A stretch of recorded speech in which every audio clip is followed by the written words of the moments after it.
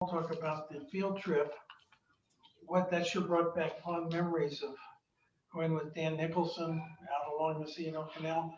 Um, and the spring wildflowers there were just to die for. That was really so much fun, fond memories. But anyway, nice seeing a lot of you there, and I appreciate your coming tonight. Well, I've been in touch with Kathy over the years on various things, and she suggested that maybe I might like to do a talk, and I indeed did, and that's what I'm going to do tonight. So this is a little talk that I put together on a trip that we took, Arlene, my wife and I took to Taiwan in 2016. And we've been able to take some really nice trips since I retired to a lot of different places. And I've made little presentations on a lot of these, which I've shared in various places. So this is one that I had given previously. I'm involved with the University of Arizona, the herbarium, where I'm working on a few little projects and donating some of my hours to work there. They have a weekly lunchtime seminar, which is really nice. And I've given some of these talks, including this one, at the University of Arizona Herbarium. But of course, the last time I darkened the door there was a year ago. It was the first week in March of last year. And it's totally unknown when they will reopen, but hopefully it won't be too long. But anyway, this is going to be a little talk about the natural history of Taiwan and Republic of China. Just a little background information about this.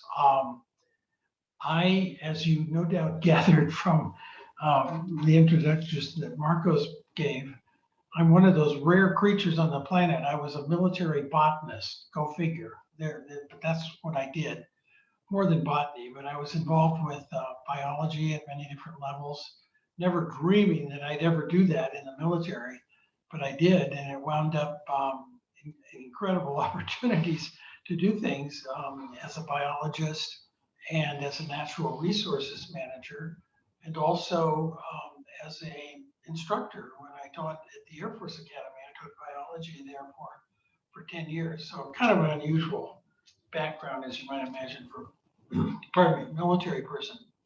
But anyway, early in my career, I had some really, really interesting assignments, and one of them was to Taiwan, which was in 1971 to 1973.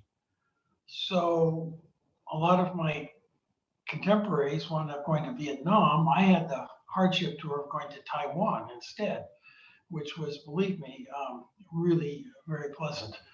But anyway, Taiwan, as I'm sure you know, is this island off of mainland China. And here's the tail end of the Ryukyu Islands from Japan. There's Okinawa. These little islands trickle on down here. But we're talking about maybe 90 to 100 miles from Taiwan to the mainland of China. And here's another perspective on it. I'll just say a little bit about the history of Taiwan, because you could spend a lot of time doing that. But this is the Republic of China, as you know, not China over here, the big one, but the Republic of China. Taiwan claims these little tiny islands. These are the Quemoy and Matsu Islands. And then there's another little tiny islands here, just off the coast of the mainland. And then another set of islands, the Pescadores, down here, that are closer to the main island of Taiwan, and a few other little outlying islands. But the whole island is maybe about 250 miles long, and at its widest point, 90 miles across. Here's another view of the island. As you can see, there's a huge mountain range that runs the north-south through the island. It has a tremendous elevation up to 13,000 feet at the highest points here. Mount Yushan and this Zishan is the highest, which is almost, well, I guess Mount Yushan is the highest at almost really 13,000 feet. The eastern part of the island is a plain, a lowland area, and this is where most of the population lives. And this is where agriculture and so forth take place. The mountains are extremely rugged and wild and incredibly interesting. Okay, here's sort of another view showing the mountains of the island. These are the Pescador Islands here. Okay, well, just to quickly say a little bit about the background, I wound up getting assigned here as a military assignment in 1973. And it was just an absolutely incredibly interesting place to go to. My wife Arlene was able to accompany me. I could bring my car. We could drive around the island and had just an incredible time. But just real quickly, historically, Taiwan, the Republic of China started in the early 20th century. Sun Yat-sen was the first president of the Republic of China. And things got complicated later on when Civil War broke out after World War II. Both Generalissimo Chiang Kai-shek was the president of the Republic of China, and his wife was a very famous person, Madame Chiang Kai-shek. Sun Mi-ling was her name, but most people knew her as Madame Chiang. She lived from 1897 to 2003. Yes, that's right. She was 106 when she died in New York City. And she was a very charismatic person that was in the news big time. Both Chang and Madame Chang were alive and living in Taiwan when we were stationed there. But of course, Mao Zedong and Chang went at it, Civil War after World War II, when the Japanese were defeated. And the net result was that the nationalist forces were defeated and they retreated to Taiwan. And they've been there ever since. And it's been a source of some anxiety about what is going to happen to this, because mainland China claims Taiwan as a legitimate part of China. And of course, the Taiwanese don't. So anyway, that's just a little quick background. So when we were there, we still had full diplomatic relations, that is the US, with the nationalist Chinese on Taiwan. But it was during my tour there, which was in 1971 to 73, you may recall, President Nixon made his famous trip to visit Mao. And that took place right while we were there. And that led the way for the eventual recognition by the US of mainland China and sort of relegating the nationalist Chinese in Taiwan to sort of a limbo status. But at that time, we had military bases there. That's why I was there. There were several Air Force bases. The most important one actually supported operations in Vietnam. But I was at this little tiny country club place down at the southern end of the island that was really very pleasant. It wasn't exactly a hardship tour. But ever since my wife and I were in Taiwan for this about 2 years, we've always wanted to go back. And so we finally got the wherewithal together. And in 2016, we took a trip back there. We did it in conjunction with a larger trip to mainland China, which was fantastic. So we spent about 2.5 weeks on mainland China, and then we came to Taiwan and spent 2 weeks here. And we rented a car and drove around and looked at all the places where we had been before and so forth. So it was a great experience. But the contrast of what happened to Taiwan from 1972 until 2016 when we came back was just stunning. We had never been to mainland China before, but we were of course stunned by what mainland China looked like too. But back in 1972, Taiwan was a pretty primitive place, very, very modest buildings and so forth. This is the capital, Taipei. And this is what it looks like in 2016. I mean, whoa, skyscrapers everywhere, just incredible. Of course, the economy has just boomed there. This was what transportation looked like in 1972, penny cabs and motorbikes and tons of bicycles and so forth. And then here it is now. I mean, we were just blown away. We had never seen anything like when we were there. You couldn't even imagine something like this. Huge freeways and it was just amazing. So that was interesting to see things like a 7-Eleven. Come on, anything like this just didn't exist when we were there. Among my other little side interests is I really enjoy railroads. And so I was really thrilled when we got to Taiwan because they had trains all over the place, and particularly steam trains, which is something that I really enjoyed. And of course, you don't see those anymore very often, but they were in common usage when we were there in '72. So this was right near where our house was. They went roaring on by all day long. Fortunately, it wasn't too bad noise-wise, but anyway, that was nice. But anyway, railroads have changed a little. Ta-da! There is the trains now. These fantastic high-speed rail trains. These stations put to shame anything I've ever seen in the United States. They are just unbelievable, beautiful, listening facilities. We used to, if we took the train, we lived on the southern end of the island, and the trip we'd go to Taipei, which was the capital sometimes, and we'd take the train. It was about 150 miles. It took 8 hours to get there, if you can imagine, on the train. These guys now do it in about 45 minutes. So anyway, something like that. I forget what it is, but it was, ultra high speed trains. So anyway, we come to Taipei and we flew there from Beijing, and we rented a car, and our goal was to just drive around and look at natural areas as best we could, as well as visiting places that we had been stationed at and that we were familiar with from our earlier visit.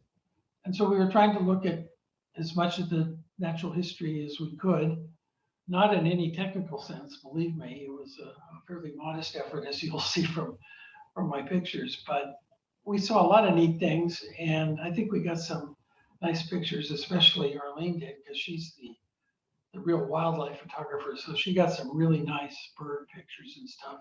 And I took most of the plant pictures. So our first place was this Dazhushan National Forest, just down from Taipei a ways. And I should mention that the main reference materials that I had were not very much. This happened to be the Woody Flora of Taiwan, which I had when I was stationed there, and was really the main reference book that I had because I wasn't aware of any others and really didn't have the wherewithal to get much. But this was a wonderful book published by this Dr. Lee in 1963. He subsequently went on and did this, complete vascular flora of Taiwan. Here you see some statistics on the flora, and approximately 40% of the flora is endemic to Taiwan, which is really cool. This was in 6 volumes, a huge, massive work. And I've never seen this, unfortunately, but I imagine it's an incredible reference. Okay, so here we go. We're heading up into the National Forest. And these are just things that we saw along the way, which I tried to identify. And forgive me if these things are not right, but I did the best I could, which perhaps is fairly minor. Some of these are more interesting than others. Some are just weeds or escaped cultivars and so forth. But here we are climbing up into the mountains, and it's starting to get really, really interesting with the ferns growing on the trees here. And one of the things that impressed me, and I was just fascinated with when we first were in Taiwan, was the coniferous forest flora. There's just an extremely rich flora of conifers, many of which are endemic to Taiwan, such as this one, Coniferous. It's called the Taiwan Coffin fern because it's used it has traditionally been used to make coffins. It's a very desirable wood. It's in the redwood family. So it has, kind of the wood somewhat resembles coast redwood. California coast redwood, but it's a beautiful tree. It's actually, I didn't correct this. It's in the variety of this, which is now recognized as Gonishii, is recognized as endemic to Taiwan, but it also occurs on the mainland. So here we're starting to see this, and that was getting to be fun. More pictures of it. Here's an old, I have some much older ones of this. This is considered the distribution of it now. It's a little bit in the over here in Vietnam and Laos, but mainly in Taiwan. Here's a genus endemic to Taiwan, Taiwania Cryptoburyoids, also in the redwood family.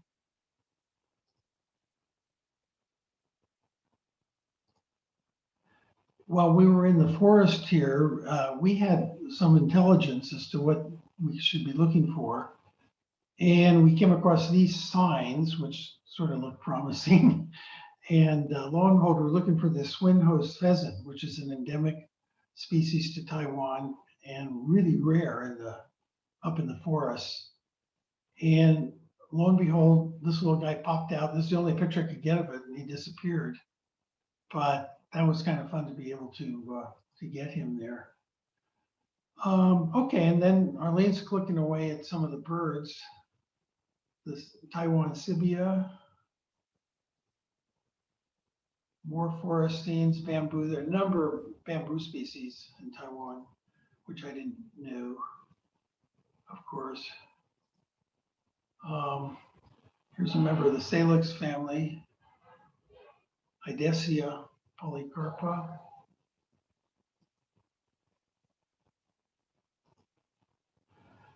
Here we are back at another endemic pine, Pinus masoniana. And this is kind of what the road was, an excellent road that went way up into the forest here. And we're getting up into the clouds, as you can see.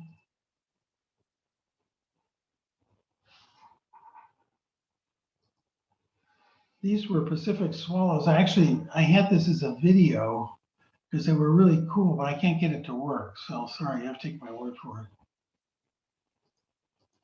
Uh-oh. I may have to do something here to get out of this.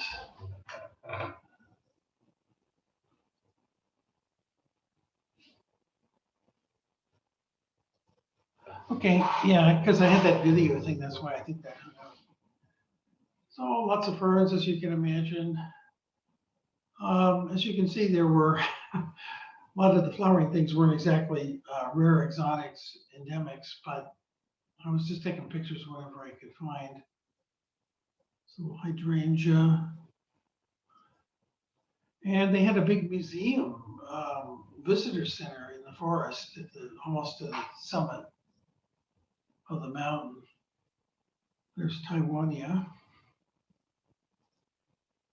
Okay, well, we then left the forest. We spent really basically about a day there only. We left early in the morning, came back at night. And we drove down to this little place called Puli, where near there is a hot springs. And we were able to stay at this really nice little hotel there. It was kind of interesting planning our trip. I did the whole thing online, just hotels.com and stuff. And you're out in the middle of nowhere. I found this little hotel and I could book a room there. And because God knows, I mean, it'd be harder than heck to find anything on your own otherwise. So that worked out real well. But anyway, we stayed there for a day or so, and that was very pleasant. There were a lot of butterflies there that Arlene took pictures of, as you can see here.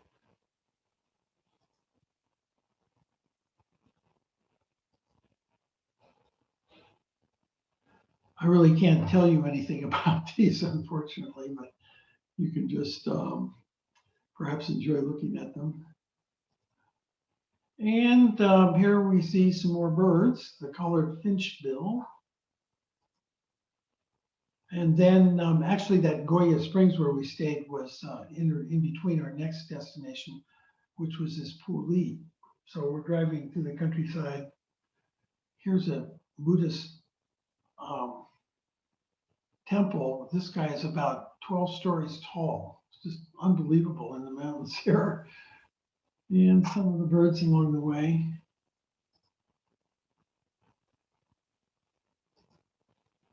And here's some of the agricultural crops we saw, like betel nuts and papaya. This is some sort of a cucurbit, I guess, growing on little bamboo trellises. Okay, so now we're moving on and we're heading back. This was more lowland that we were going through, heading up into the Heihushan Mountains, or highway rather. And this is getting up to some really good elevation and some really interesting trees. So here we are going along the highway. Here you see the mountains and a lot of conifers starting to show up here. We're not high enough to be into tundra, but there certainly is tundra in Taiwan. But we obviously didn't have the opportunity to get that far afield. And more pictures. So here's some of the things where we'd stop, and I got pictures of some of the plants, the Coniferous morrisonicola. Kind of resembles the dwarf juniper communis, but it's larger than that. And there's the Gulf area. And these, of course, were really gorgeous, these rhododendrons, old hemii, which were pretty common along that highway. Okay, now we come to some more of the real interesting conifers, such as that's a silly name to call it the Taiwan Douglas Fir, but it's not. It's in the genus Pseudotsuga wilsoniana, and of course it has a very characteristic Pseudotsuga cone, indigenous to Taiwan, endemic to Taiwan. Taiwan incense cedar, Calocedrus formosiana, also an endemic. The Taiwanese government some years ago came out with a whole series of postage stamps honoring their native, their endemic conifers, which was kind of cool.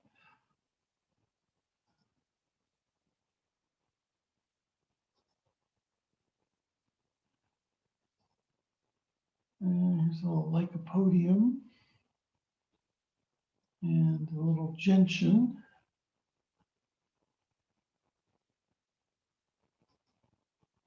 I don't know what this was.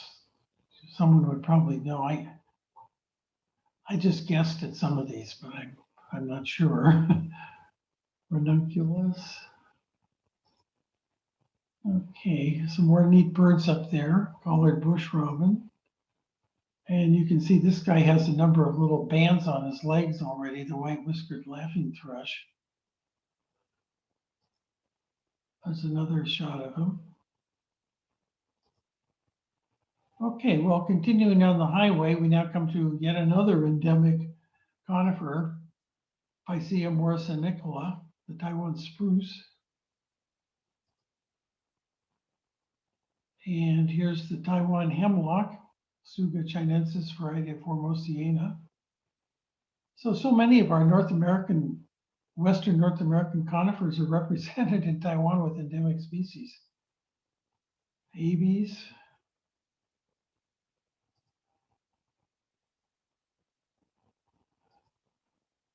Another Taiwan pine. And now we come to the famous Cunninghami again. I showed you some of these earlier, although I just called it Connicii. It's actually Lanceolata variety of Connicii is recognized now, and the variety is the one that's considered endemic to Taiwan, although it sounds a little confusing about the taxonomy perhaps.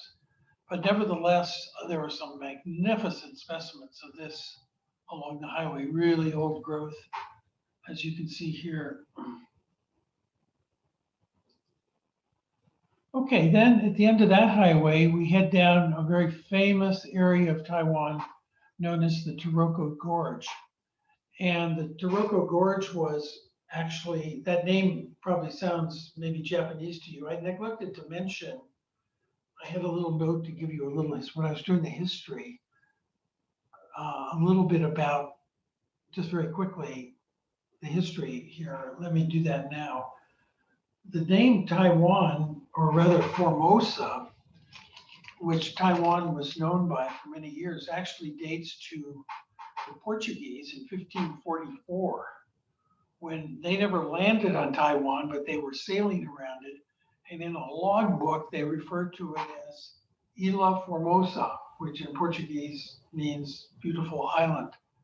So that's where that name came from. And it was used for a long time to describe the island, but eventually it became changed to Taiwan.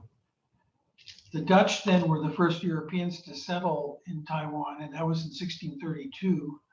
And they were expelled just 10 years later by a mainland Chinese warrior guy named Koxinga. But, and that remained in Chinese involvement for a long time after that. But in 1895, the Japanese took over the island after the defeat of China in the Japanese-Sino Wars of the 1890s. And so the Japanese ran the whole show here until 1945 at the end of World War II, at which time, shortly thereafter, Chiang Kai-shek showed up and took over. But Taroko Gorge was this magnificent highway that the Japanese built. The Japanese made a number of improvements on the island, such as this highway, hydroelectric dams, and other highways and other civil works activities. Okay, so here's Taroko Gorge. It runs from the mountains all the way east to the sea. And this highway, as I mentioned, was built by the Japanese. It's just really a gorgeous place to go. Tons of little hairpin turns. Without these mirrors here, we would be dead, honestly. You couldn't, I mean, you're just going into these blind curves. So thank God they had all these mirrors there that you could make sure no one was coming in the opposite direction.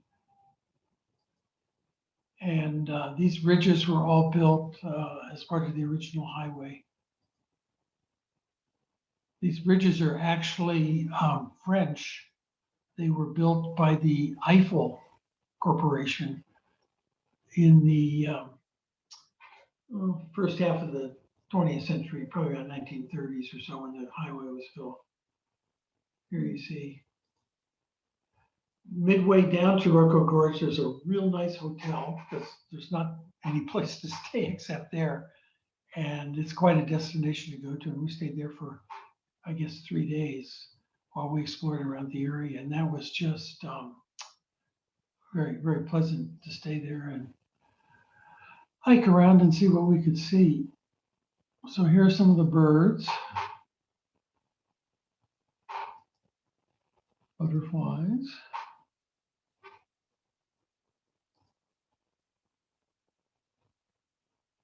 Again, I'm sorry I can't speak to these very intelligently, the animal kingdom, but some trees and plants that surprised me. Like when we were first there, I never thought of oaks, frankly, in Taiwan, but they have them. Here's an endemic oak, Tarokoensis, in the Taroko Gorge. And the camphor tree is a very famous Chinese tree. Actually, the wood is desirable for all kinds of construction, not necessarily building type construction, but it's a very aromatic wood that's used for making chests and boxes and things like that. And here's the golden rain tree, which is another famous Asian species. And go figure, they've got liquid amber there, an endemic liquid amber sweet gum. We found that there. Here are just a few of the little plants along the roadside. Again, nothing terribly exotic, but There they are. This is a native species, I believe, this anemone. And here are a few more. Again, I'm not sure of a lot of these. This was a beautiful sedum that was right next to the highway. Okay, so after Sun Moon Lake, or excuse me, after Taroko Gorge, we kind of retraced our steps. We could have come back down the coast, but we were going to come back that way later. So we came back to a famous place called Sun Moon Lake, which is an artificial reservoir that the Japanese built, but it's been there for a long time, maybe 1930s. And it's kind of a resort area, a lot of hotels and stuff, but it's really quite nice. There's a lot of natural areas and some hiking trails around there. So we spent the night there at a hotel and then hiked around a little bit. We had gone to Sun Moon Lake on our first tour in Taiwan, as it was rather a pleasant place just to go to get away from things. And here we see some of the plants that we saw on our hikes there. And there's the famous Cunninghami again. Very small ones, of course. And I guess this is sort of the Asian version of the house sparrow, I think. Okay, then it was after leaving Sun Moon Lake, it was up to the mountains again, much high mountains. This, in this case, Alishan, which is a very famous mountain in Taiwan, which is part of this Yushan National Park. So we headed up there. Again, we're looking at the summit, at the highest point, about 13,000 feet. We, of course, didn't get that high, but we still saw some beautiful country there. And this is kind of a big tourist destination. So there were a lot of tourists there, but it wasn't too bad. They weren't, we still could see a lot of neat stuff. And the nice thing was there was a great hotel where you could stay. It was very comfortable.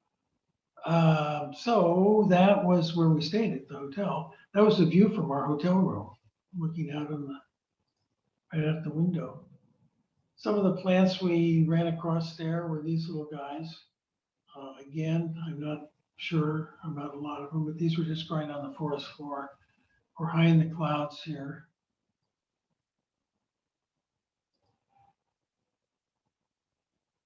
This was an early morning after the things had cleared up a lot. And here are some of the birds, the Eurasian nuthatch, ferruginous flycatcher.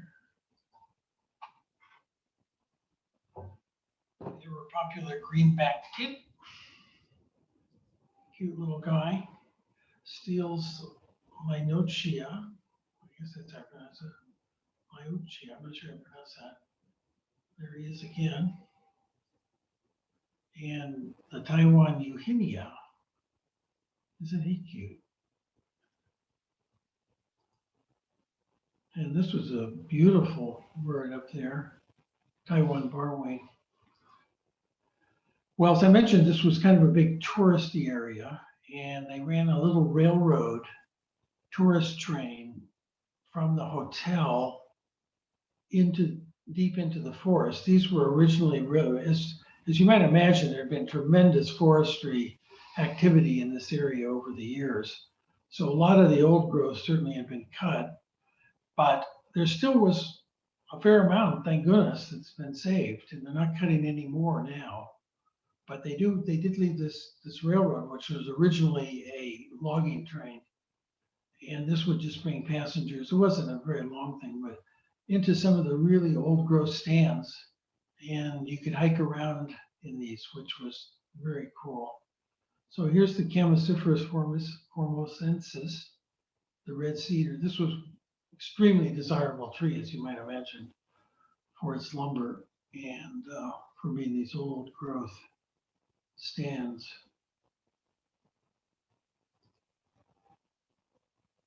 So that was fun going there. Then, as I mentioned, this is part of this Yushan National Park. So we drove down through that a ways and poked around, see what we could see. Here's a maple and a few birds. All over the place were these Formosan rock macaques. We had never seen these when we were living there, but they're very common, and they're indigenous, but very, very easy to see. And the little plants there, of course, exotic stuff. Here's some more old specimens right by the highway. Okay, so we finally left Alishan. We spent, I think, 2 or 3 days there. Again, just hiking around and looking at stuff. And as we headed now down the mountain in a westerly direction, heading for the coastal plain, you passed through a lot of tea plantations that were very common, kind of interesting. Here they are. Okay, so our destination, we were heading to, here's Mount Yushan. And let's see, Alishan, I guess, isn't showing on here. But anyway, we were headed for Tainan. Tainan is where I was actually stationed in the Air Force. There was a Nationalist Chinese Air Force base at Tainan. And the American Air Force had a small contingent there that did its operations on the Chinese Air Force base. The American part was segregated off, but it was mainly a Chinese operation. At that time, there was also a much larger American presence at this place called Taichung, where there was an air base called CCK, which was the main operation for American activities there. And it basically served as a stepping off point for Vietnam for transport of material and so forth. And then there was also at Taipei an American military presence at the capital. But those were the 3 main places. And Tainan was this small little American enclave down here at the larger Chinese base. So it was a real nice place to be. Now we're down around Tainan. We're out on the coastal plain. And here you see things that you don't see big trees anymore, right? And there's tons of agriculture, rice being the predominant, but sugarcane was also very important. And you'd see graves like this periodically in the area. This is a little dike here to prevent flooding out into the fields. So this is very typical of what the countryside on the western plain looked like. But even there, we did see a few little interesting birds like this little grebe. And I put these pictures in, forgive me, but this is back when I was stationed there. And I got fascinated by the rice cultivation, okay? Every little bit of land is cultivated, as you might imagine. It's very precious. And on the military base, this is the American part of, well, it was actually the Chinese and the American part of the military base. They had every square inch that they could, they had farmers come in to cultivate crops. I imagine some kind of a lease arrangement. But this is right outside the door of my office, which was right down by the flight line. So anyway, I decided it'd be fun just to document the whole rice production, which was going on all the time I was there. My office was in a little metal building over here. And this person here, who was our little papasan, as we called him, who took care of everything for us around the building, really a nice little guy. And here you see the beginning of putting in a new crop. And I thought I'd put these in. They also, this crop back here is actually cauliflower. But the main thing they grew was rice. Everything with animals, no tractors, no nothing. There's the plow. They flood the fields. Then with this big flat board, they would level out the field, smooth it out so it was more or less even. This was the fertilizer operation, the honey bucket, where they pick up the sewage from what they call pincho ditches in the town. of Tainan. Here's how you started the operation in a little nursery. The rice would be planted densely in these little paddocks like this. Here you see, this is the air base. There's an anti-aircraft gun sitting right there, okay, with rice all around it. And then they would pull up the rice seedlings like this. This was the only carbon input to the whole operation, was this little pump that flooded the fields. And then the fun began, planting the rice by hand, of course.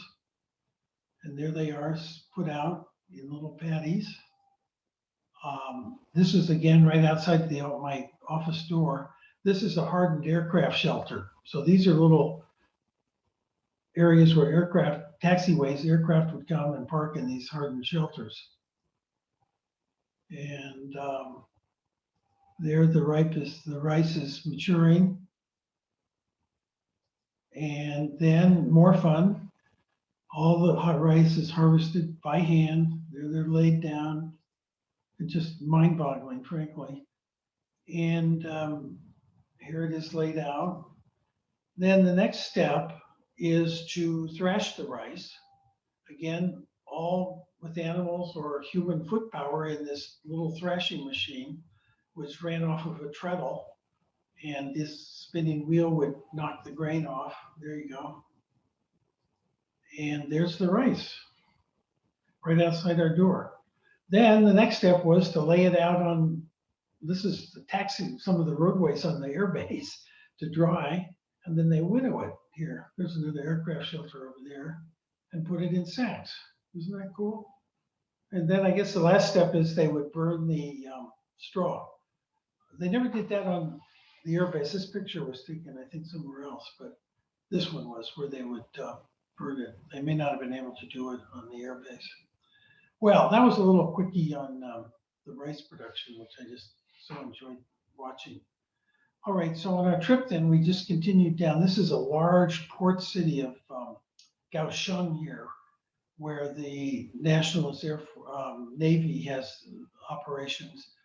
And they also have a large port up here at Chi-Lung, which is another major port. So those are the two major ports for ocean-going ships.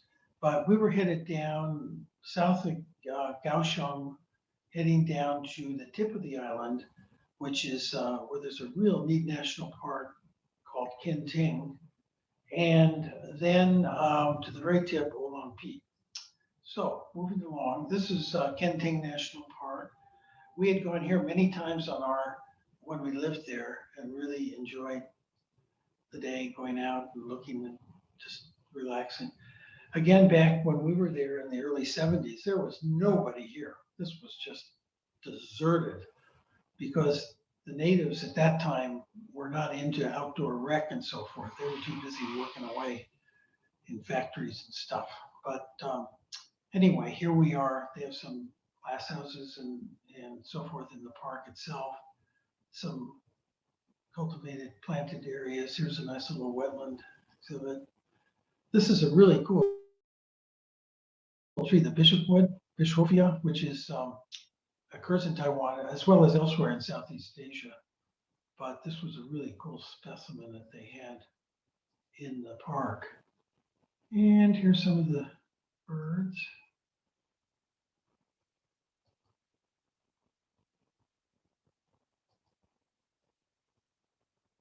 This is the Taiwan barbet, which we saw, really a colorful bird.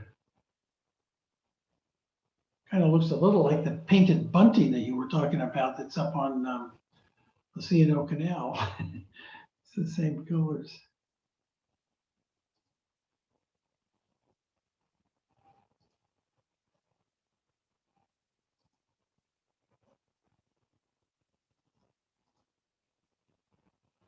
So Arlene found a lot of butterflies there.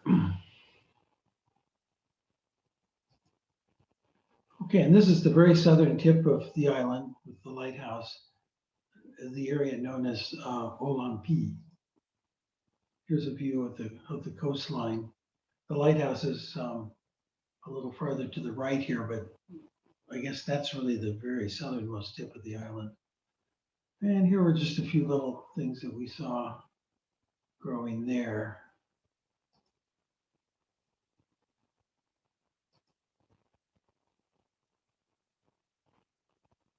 Again, nothing terribly exotic, but there they are. One of the things that we used to really get a kick out of when we lived in Taiwan was the signs when they would put them in English. I mean, bless their heart, they put the signs in English, but they were always a real crack up. The translations, we never made fun of them, but they were fun to watch. Forbid the vehicle to enter for do not enter sign. But probably the most unique plant at the southern tip of Taiwan is an endemic cycad, Cycas taitonensis. Taitung is the name of the county, the southernmost county in Taiwan. And unfortunately, we didn't see these there because it was really hard to get to. But I put these pictures in, and I did see some in the botanical garden, which I'll show you shortly. Okay, so that's where we were at Olan P, and that's where that really cool cycad occurs. Again, endemic to Taiwan. Okay, we worked our way back north to Taipei, and we visited the Taipei Botanical Garden, which we had visited when we lived there. But my God, this place is really, really amazing. It's right in the middle of this huge city, and here you see lily pads, that huge, gigantic lily pad, but and lotus, of course, here. But the birds here are absolutely unbelievable. There's all kinds of endemic Taiwanese birds that occur here. This was one of the target species, the white-breasted water hen, and it's right there in the botanical garden. So Arlene was going crazy there getting all these things. They had a big cycad collection there, which included, of course, the Cycas taitonensis. And there it is growing in cultivation. This was kind of fun. We came across a big gaggle of Taiwanese birders, and they were so nice. We were there, they were showing us around, and it was just fun seeing them there, and they helped us a lot to find things. Here's another funny Chinese sign, caution falling leaves. I got hit by a leaf, it almost knocked me cold, but I didn't see the sign. Anyway, this is what they were. Here's the Taiwan barbet. I showed you one earlier, and this little guy's nesting right there in the Taiwan, but in the botanical gardens, in the Taipei botanical gardens. Here were some other birds that we saw, the Malaysian night heron. There were just all kinds of neat stuff there, which was just remarkable in the middle of the city.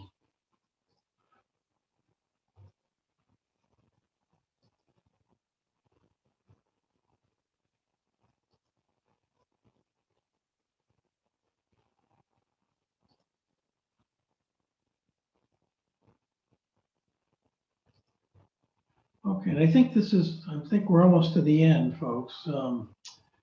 This was an extremely rare conifer endemic to Taiwan, which is almost gone. I mean, it's very, very rare, and we didn't see it in any of our travels, but we were able to see it in the botanical garden. The Taiwan cowtail fir, Cataleria, Davidsiana, variety of Formosa. It's in the pine family, has these interesting cones, and they had a couple of really nice specimens there, which was great. Okay, well, there we are. That's what we did. We were there about 2.5 weeks.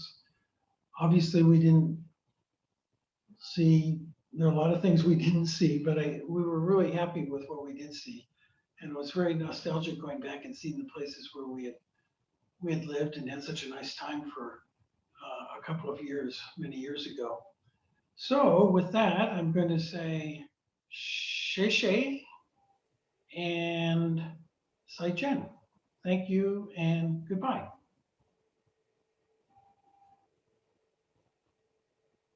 Anybody still awake there?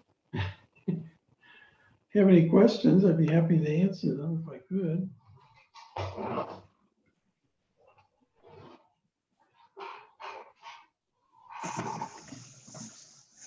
I have a quick one. Yeah, Jill.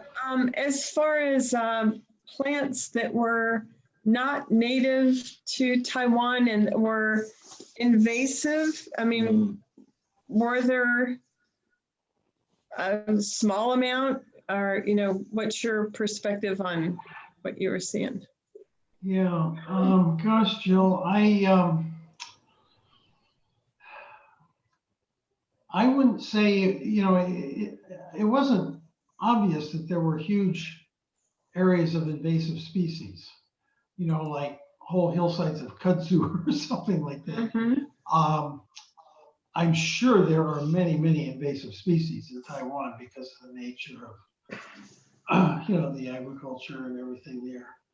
But I'm afraid I can't really give you any very specific answers on that, unfortunately, because I didn't really, I wasn't really, it wasn't obvious to me, mainly because I probably didn't know the plants well enough, you know, but. But did it sort of feel like when you were out in the wild in natural areas that mostly you were seeing native plants? Because, you know, if they were invasive, they would have been all over the place, right? Right. Yeah, absolutely, Jill. On the western plain of Taiwan, Mm-hmm. that's just, I mean, there's not, I guess in some places, like at the very extreme southern coast and so forth, which I was just showing you down in Olampi, there's still a lot of natural vegetation, but a good part of the western plain is just pure agricultural land. Mm-hmm. Has been forever. So you certainly weren't seeing many native plants there, nor, and I'm sure the vast majority were non-native, you know, things outside of the agricultural activities. Okay, thanks. But as you then of course, as we got up into the mountains, into the higher elevations, I mean, that really was pretty pristine in a lot of places. And there hadn't been a lot of people there for a long, you know, until even fairly recently. Yeah, it looks like a really, really interesting area. It'd be fun to travel there. So thank you. Yeah. Oh, you're welcome. It really was fun to see. And we were so lucky to be able to live there for 2 years, you know. Yeah. And so we had a great time there. And great pics of birds and stuff too by Arlene. Tell her hello. Oh, I will, Jill. Okay. Yeah. She's the photographer of the family. She's really into birds especially, but wildlife in general. So thank you. I'll tell her. Thanks. You bet. Okay. Gee, it's so fun seeing all my friends from there. Ed, hi Ed, how you doing? Remember me? Genus, oh, I sure do. I was Great. about the forest. I unmuted myself. I was wondering about the forest in Taiwan. Yes. About what % are still left? You mentioned there were some uncut areas that Yes. will be preserved. And is there reforestation? Is it proper reforestation? Just anything you want to say about the forest. Yeah. Well, again, and I'd be reluctant to put myself as an expert on it, but the impression I got is that they have very seriously undertaken forest management. There's extensive reforestation efforts. We visited that one, if you may recall, at that one national forest, we went to they had a visitor center and a museum there where they outlined a lot of the forestry activities that they're doing. So I think they've been pretty responsible in trying to deal with forest management. That was my impression, but I know they have set aside a lot of the really significant old growth that remains, and they're not cutting that at all. And they're doing reforestation of a number of the areas that have been cut. The forestry dates back to certainly 19th century with the Japanese. That's when it really got started. But I think they're doing a pretty decent job for the most part. That's encouraging. I hope China doesn't take them over and cut the forest. Well, you never know what's going to happen there. It's a real dicey situation. They've been, oh gosh, who knows? China definitely wants it back, and I don't know how that's going to play out. But anyway, when we were there again in the early '70s, oh my gosh, it was no fooling. They were at war with mainland China, and there was martial law. You didn't joke about mainland China or anything to the locals. Once I was on a train.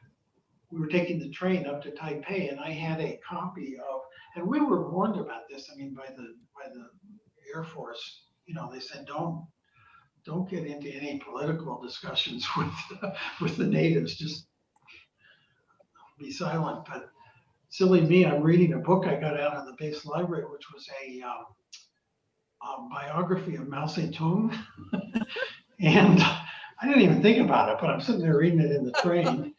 And after a while, I mentioned it takes 8 hours to get up to Taipei. This young girl comes up to me, was, I don't know, almost like a teenager. Of course, she spoke great English. And she says, I don't see how you can read that book. So I got chewed out for having this book by Mao Zedong, which was not a good thing to do. I should not have done that. But anyway, she sent me straight. She wasn't nasty or anything, but she wanted me to know that was not appreciated, to see his picture there. So anyway, there it is. Okay, let's see. You learned much Chinese when you were there? I'm sorry? Did you learn much Chinese when you were there? Oh, fluent. Yeah, we absolutely. Oh, I see. John Wynn is laughing. Ni hao. Yeah. Great talk. Yeah, well, bless their heart, the Air Force even offered Chinese conversational lessons, which you could go to at night and take lessons. So Arlene and I did that, Wow. but sad to say, we didn't get too far. So kind of like, hello, goodbye, thank you. And another one we got down pretty good was, and I'm not going to pronounce it right, was Tuo Chao Ching. How much does it cost? Is that right? Does that sound? Those remotely are right? Chan. Yeah. Yeah, Tuo Chao Ching. And then the other was Tai Kwei. Too much. Is that right? Is that how you say that? So we were pretty good, actually. I agree. Yeah. Yeah. Okay, well, to answer your question, we gave it a shot, but we didn't become fluent, I'm sorry to say.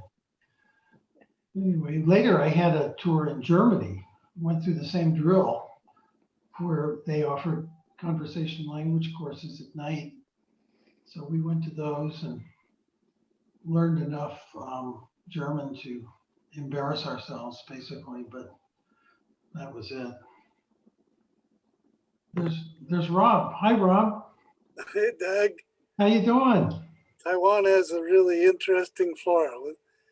It is, yeah. It was fun working on the flora of China. And of course, they included Taiwan in the flora of China. I guess they would. English edition. Yes. They don't even, it's not even a debate, right? Taiwan is China. But it was a lot of fun to do that. Oh, I can imagine. That must have been really interesting. Well, and okay, well. Good anyway, to see you, Doug. Well, good to see everybody here. Gosh, I really miss. I had such great times coming to the meetings. It was really fun. How is life in the Dragoons? Well, it's we've been living pretty close to. We haven't done anything, of course, for the last year. So we've been living pretty close to home, but it's fine. I've been working, oh God, for Oh gosh, there's Alice. Hi, Alice. Remember me?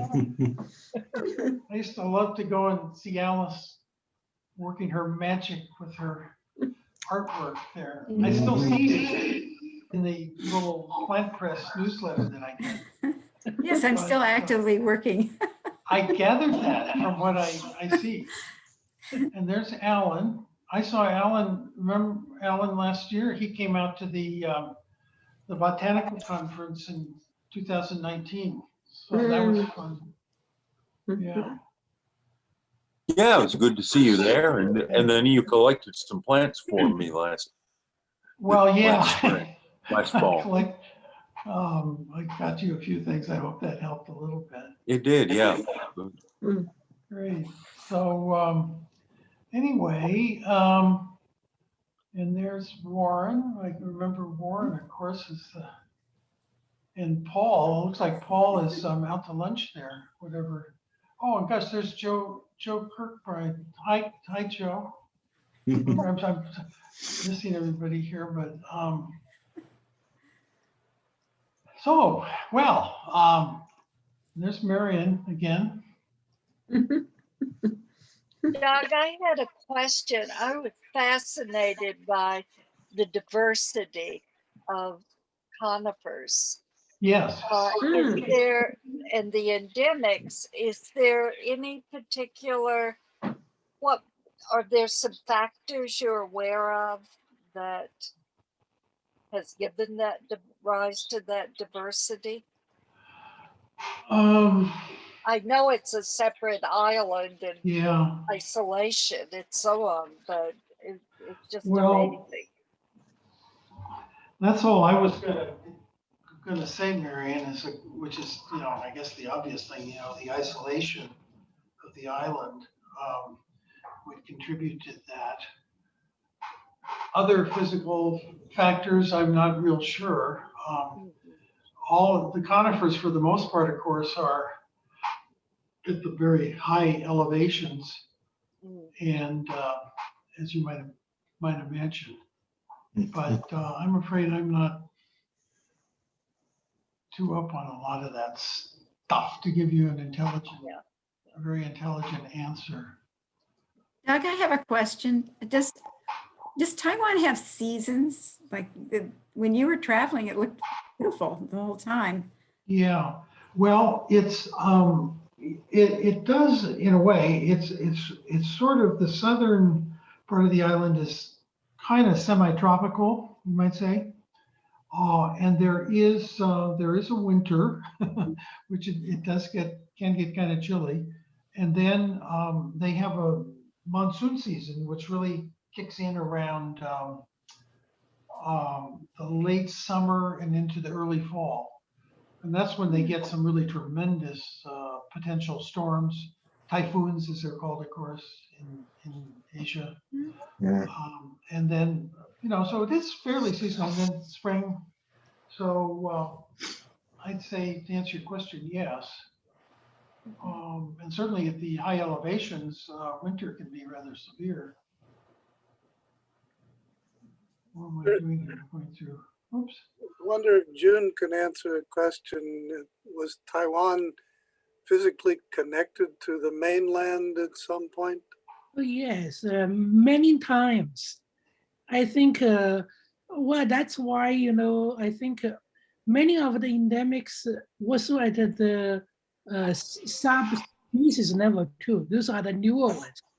And then, of course, the endemic genus like Taiwan, must be an isolation prior to the Miocene, long time ago. It's the connection many times. Yeah, so it was connected and then broken and reconnected, and yeah, I know I was aware that it had certainly been connected at least one time, but I didn't know a number of times. Yeah. Right. Well, I guess obviously that would then, when it became isolated, that would of course contribute to independent evolution there. Right. Okay, well, thanks everybody. Thank you. Yes, great Good stuff. presentation. So, Yay, great to see thank you. you. Yes, yeah. It's great seeing everybody again. Mhm. I'm going to be tuning into your meetings more often. I Yeah. haven't done that Mhm. yet, but I will. Kathy sends me now the notices. And Mhm. Kathy has been joining. I'm real involved with the Arizona Native Plant Society, and we of course have our monthly meetings. And Kathy's been joining some of those, so that's been fun. Might be interested in some of those perhaps, but we've been having great success with the remote meetings, I must say. Mhm. Yeah, We thank had- goodness we have them. Yeah, we have I've a. included some links to some of those meetings and some of the notices I've sent out. Yeah, Great. thanks, Kathy. But I haven't seen anybody show up other than myself. Yeah. Right. Well, we've had the Arizona Native Plant Society, as many Native Plant Societies do, we had the annual botany conference. And that was always, of course, an in-person thing that we'd go to some interesting place in the state to do. But last year, of course, we could do that. And we did it via a Zoom thing. So we had this symposium. And my God, it was absolutely amazing. We had, well, I mean, we're not a big operation here, but typically at our conference, we'd have maybe 125 people who actually travel to come to it. And at this one we did remotely, we had over 400 people and from 18 states. Wow. including 2 Australians and 2 Canadians. Can you imagine? It was unbelievable. That's So great. we'll probably continue to do that no matter what happens. Mhm. But as opposed to traveling and everything, although you certainly miss being able to see people and everything, but Definitely. Doug, okay. where were you in Florida when you were stationed here? Oh, right. Florida was actually my very first assignment. That was in 1969. Can you imagine? And it was 52 years ago. Eglin Air Force Base. I don't know if you know that. Yes. It's a huge base on the Panhandle, Northwest Oh, Florida. It's between Pensacola and Panama City. mhm. But it's just an absolutely amazing place. It's about 500,000 acres, and it's right on this Choctawhatchee Bay, right on the coast and inland. Oh, it was just the most interesting place Yeah, to be. a lot of longleaf pine. Exactly, Warren. There's huge longleaf pine stands there. It's an area that's just incredibly rich biologically. Yeah, I wish I could have spent more time. Were you there at some point? I didn't get actually on the base, but we did road trips along the Panhandle and stopped at a lot of sand hills and that sort of thing. Yes.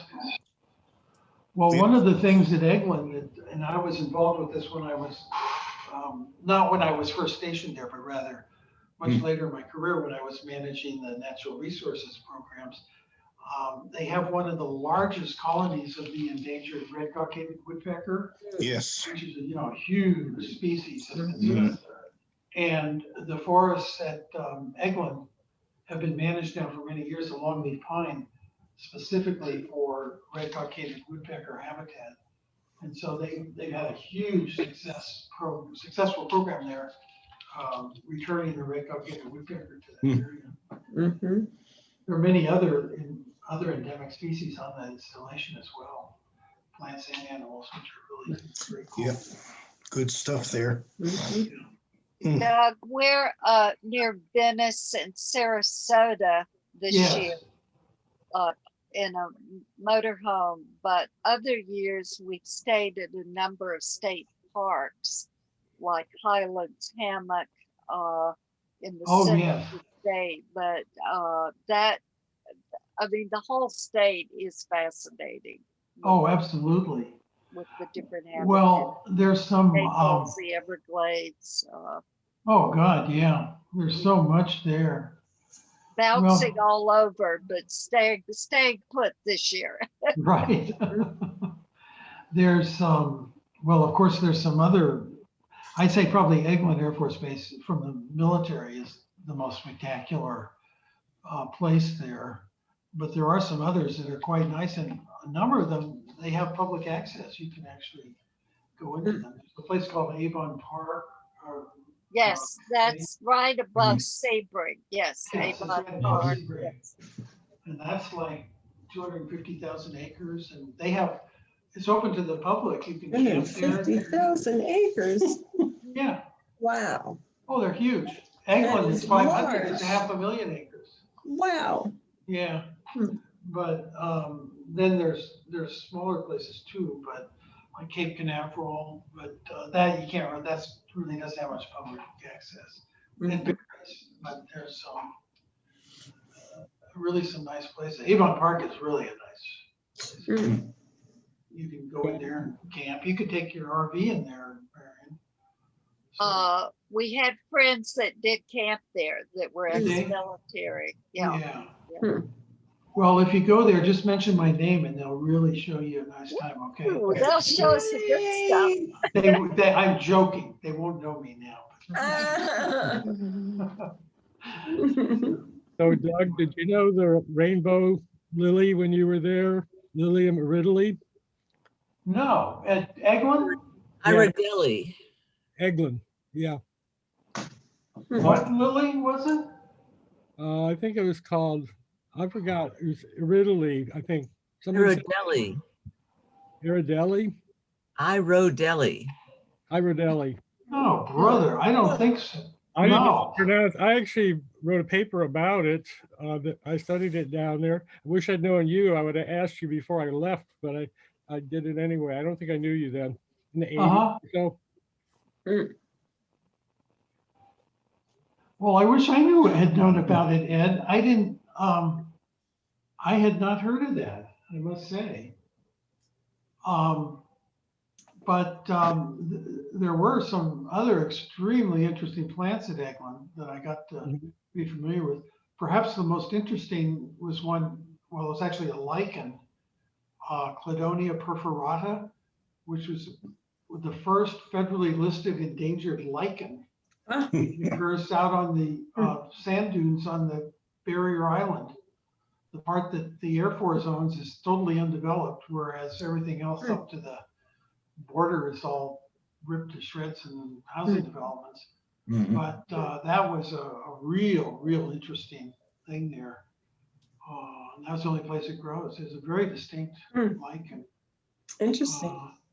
But there's been extensive biological survey work done at a lot of Air Force bases and certainly at Eglin. They've done a lot of work with the Nature Conservancy, and it was done. That's the kind of stuff I worked on. Areas inventory. So it's been pretty respectable inventory of the whole range, actually. So. Doug, that was Julie Moore who just said something. Julie, hello. Oh, Yeah. I can hear you all, but you all can't see me. no. We can hear you. I know that voice. I was Hi, Julie. Doug, I was born on Eglin Air Force Base. Oh, for heaven's sakes. I didn't realize. Wow. Another endangered species. Yeah, an endemic species. Well, Endemic, that's endangered. Truth to tell, it was only a few years He's a ago that I Phoestrus. realized my fixation on longleaf came from childhood. Wow, that's cool. A baby Julie crawling around underneath big longleaf pines. That's great. Well, that's great. Eglin is a wonderful installation, and Doug, they do so much there with control burning and restoration, Oh, yeah. hydrologic restoration. They are really, for the Yeah. Southeast, they are really the epitome of progressive management.